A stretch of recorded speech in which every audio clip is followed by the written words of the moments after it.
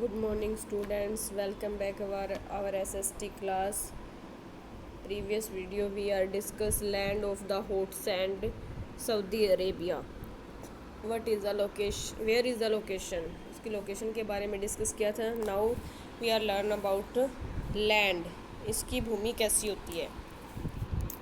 Most of the central and eastern part of the country has rocky plateaus covered with sand. यानी इसका ज़्यादातर part होता है ना वो बीच का और पूर्वी भाग है वो इस देश का ज़्यादातर रोकी प्लेटी होता है यानी कि कंकड़ वाला तटीय मैदान होता है. कवर्ड विद सैंड और मिट्टी से ढका हुआ होता है.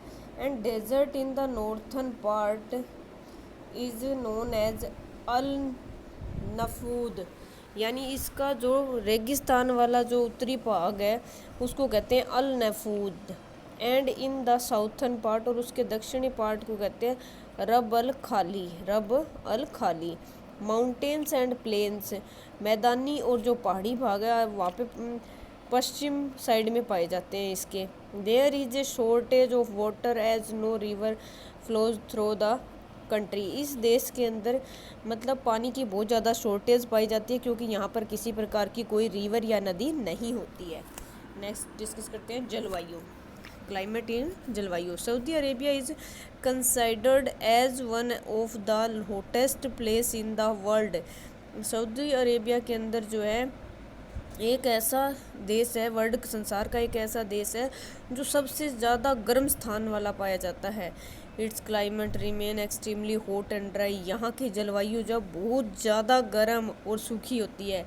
In summers the days are hot and nights are cool. यहाँ की जो दिन होते हैं इन द समर्स मतलब यहाँ के जो दिन होते हैं वो बहुत ज़्यादा गर्म और नाइट जो होते हैं वो बहुत ज़्यादा ठंडी होती है. नेक्स्ट क्या बताया गया है. इन विंटर सर्दियों के अंदर, ये देखिए यहाँ पे इन विंटर सर्दियों के अंदर डेज आर वार्म दिन जो गर्म होते हैं. नाइट्स आर वेरी कोल्ड रातें जो होती हैं वो बहुत ज़्यादा ठंडी होती हैं. यहाँ की रातें ठंडी पाई जाती है. इसके बाद क्या है. Saudi Arabia hardly receives any rainfall. यानी सऊदी अरेबिया के अंदर बहुत मुश्किल से कभी कभार कोई बारिश होती है. Wide gullies called wadis get filled up with water during the occasional डाउनपोर्स.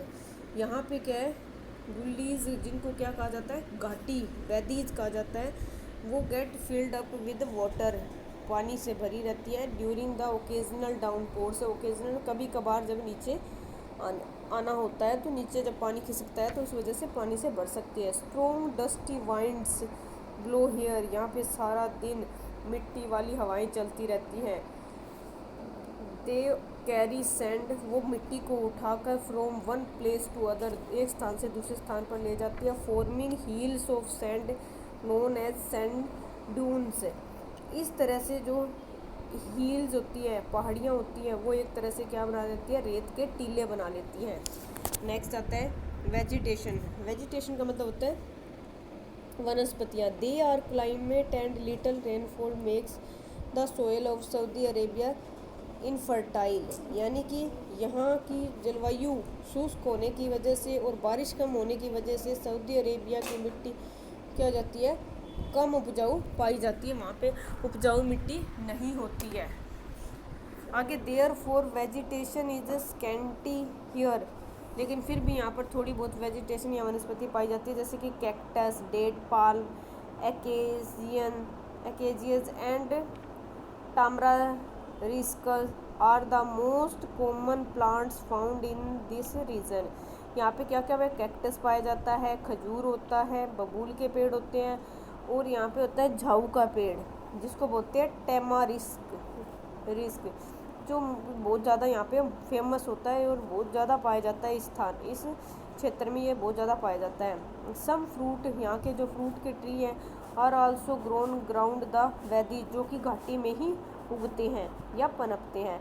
Eight some places underground water. कुछ एक स्थान है जो इनमें अंडरग्राउंड वाटर पाया जाता है. कम्स टू द सरफेस उनकी सतह पर. Such places are called oases जिनको ओजिस कहा जाता है. And land near as oasis is fertile. जहाँ पे ओजिस होते हैं जहाँ पे थोड़ा बहुत पानी होता है समुद्र की तरह तो वहाँ पर क्या होती है भूमि जो है वो उपजाऊ होती है. यहाँ की जो फसलें हैं वो हैं अनाज, barley, ragi, fruits and vegetables. यहाँ पे इस तरह की चीज़ें, वीट मतलब कि अनाज पाया जाता है, यहाँ पे रागी पाई जाती है, मक्का पाया जाता है, फ्रूट्स पाए जाते हैं, वेजिटेबल्स पाई जाती है। इस क्षेत्र के अंदर थोड़ी बहुत मात्रा में, ज़्यादा नहीं होता। ये लेसन आपका हाफ हो गया बेटा, बाकी रहता है वो अगर हम नेक्स्ट वीडियो के अंदर करेंगे कंटिन्यू। जितना मैंने करवाया उसको अच्छे से लर्न कर लीजिए, सॉरी रीड कर लीजिए, बार बार रीड कीजिए ताकि आपको जब यूनिट टेस्ट हो तो कोई प्रॉब्लम ना हो आपकी। ठीक है, थैंक यू।